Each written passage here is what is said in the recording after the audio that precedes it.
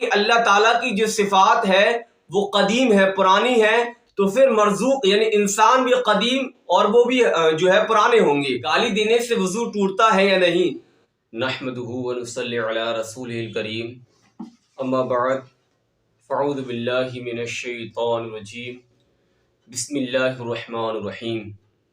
السلام علیکم ورحمۃ اللہ وبرکاتہ۔ کیسے ہیں ناظرین؟ امید ہے خیر و عافیت سے ہوں گے۔ اللہ تعالیٰ آپ کو شاد و آباد رکھے اور سلامت رکھے۔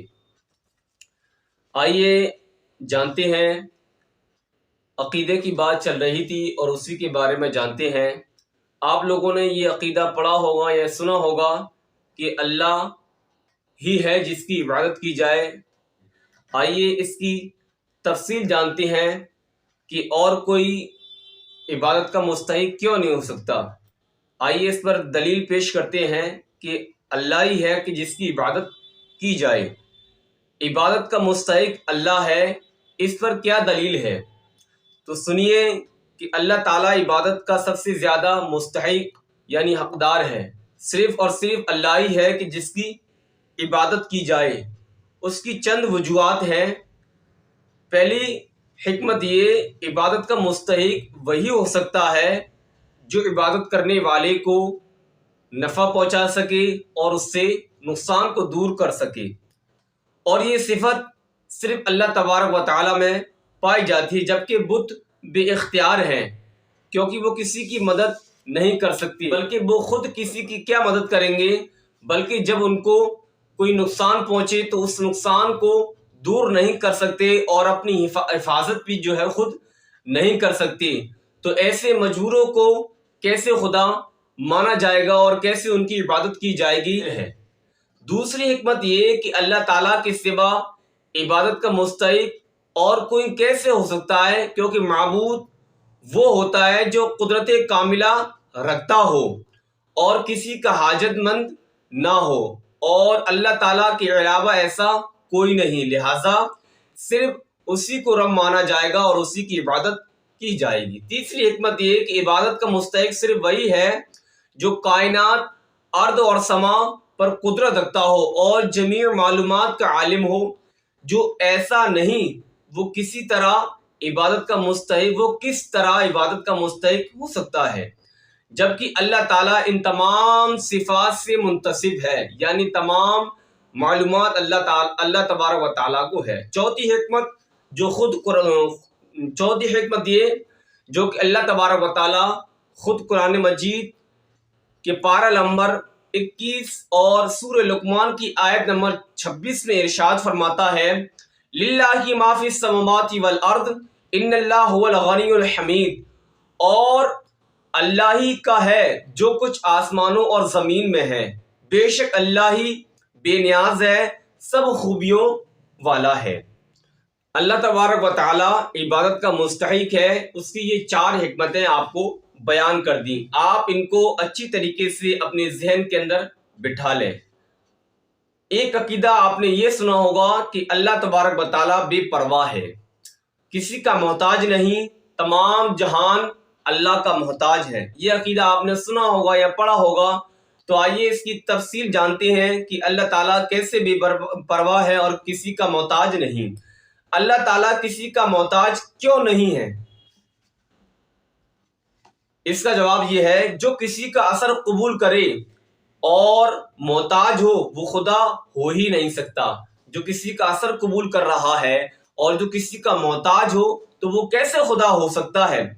خدا ہونے کے لیے بے پرواہ اور عدم محتاجی یعنی محتاج نہ ہونا ضروری ہے۔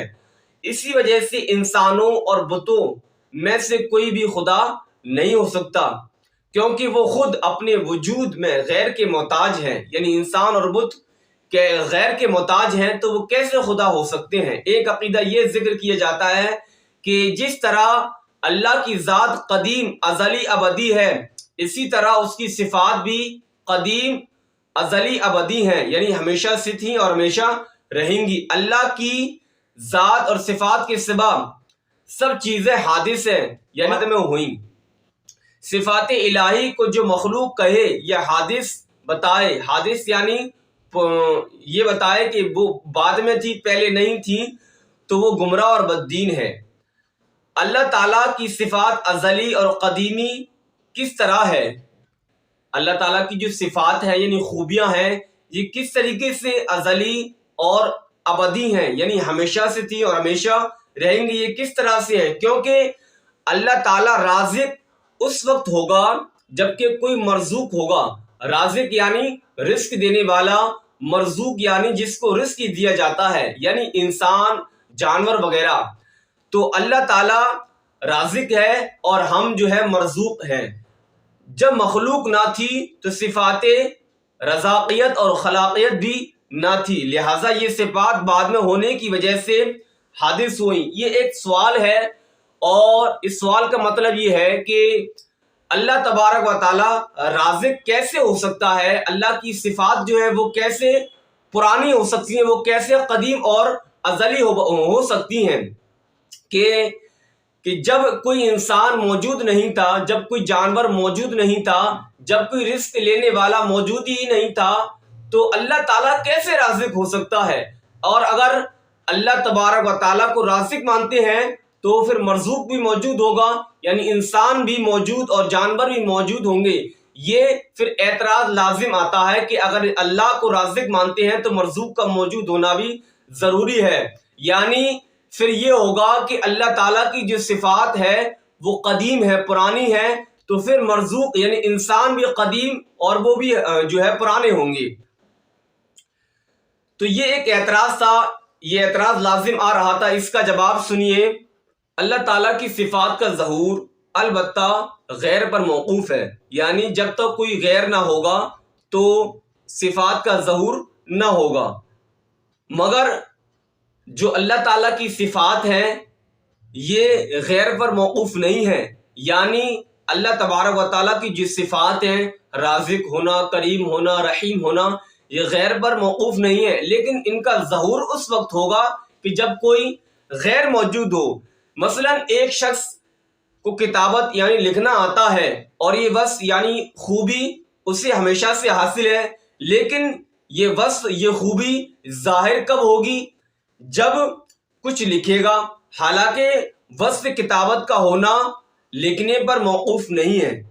جو اسے وصف حاصل ہے، جو اسے خوبی حاصل ہے لکھنے کی، یہ جو ہے لکھنے پر موقوف نہیں ہے کہ اگر وہ تمام عمر کچھ نہ لکھے تب بھی اس کو وصف کتابت حاصل رہے گا اور اس کو کاتب کہیں گے۔ پس اسی طرح ازل میں نہ کسی مخلوق کی ہستی تھی اور نہ کسی مرزوق کی، لیکن یہ سب وصف اللہ تعالیٰ کو بخوبی حاصل تھے، یعنی پہلے قدیم یعنی پرانے زمانے میں، یعنی جب انسان کا وجود نہیں تھا تب بھی اللہ تبارک و تعالیٰ کو رازق کا وصف حاصل تھا، اور اس سے نہ تو مخلوق کا قدیم ہونا لازم آیا اور نہ اللہ تعالیٰ کی صفات کا حادث ہونا۔ اس جواب کو خوب غور سے سمجھ لیجئے کہ اکثر اسی شبے میں لوگ مردود ہو جایا کرتے ہیں۔ تو یہ بات اپنے ذہن میں بٹھا لیجئے کہ جو اللہ تبارک و تعالیٰ کی صفات ہیں وہ قدیم ہیں، ازلی ہیں، ابدی ہیں، ہمیشہ سے تھی اور ہمیشہ رہیں گی۔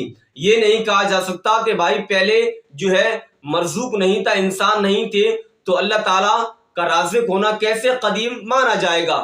تو یہ بات یاد رکھیے کہ صفات جو ہے وہ اللہ تبارک و تعالیٰ کی قدیم ہے، یہ نہیں کہا جائے گا کہ مرزوق نہیں تھا تو رازق کیسے ہو سکتا ہے۔